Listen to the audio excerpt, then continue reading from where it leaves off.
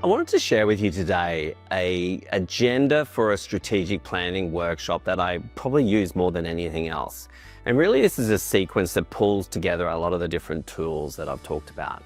In the blog, we will give you the more detailed sort of agenda that I commonly use for a strategic planning workshop. And this is for a day-long strategic planning workshop.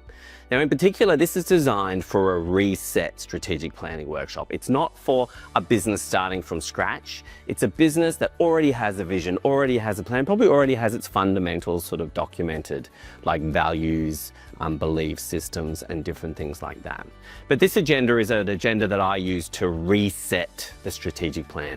Maybe check in with the team members, get some feedback, and I suppose pivot if you need to, or realign where necessary, or refresh. And the 6 steps to this strategic planning agenda that I use, obviously it starts with some sort of introduction and objectives.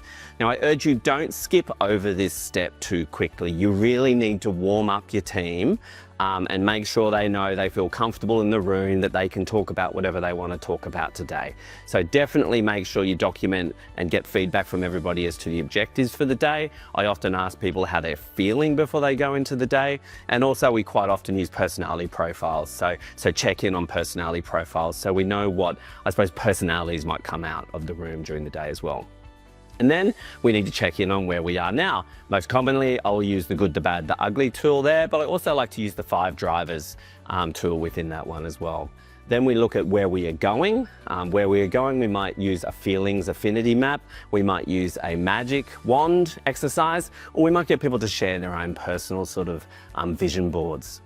Step 4, how do we get there? That's when we're starting to get down and we're starting to condense from all the steps above into some key themes. And this is where we dive into each of those things. So we've got to make sure we've got heaps of time put aside there to dive into each of those things. And typically I will use the 3 Russian brothers and their cousin tool in that step there, but I'll then often document it within a step plan.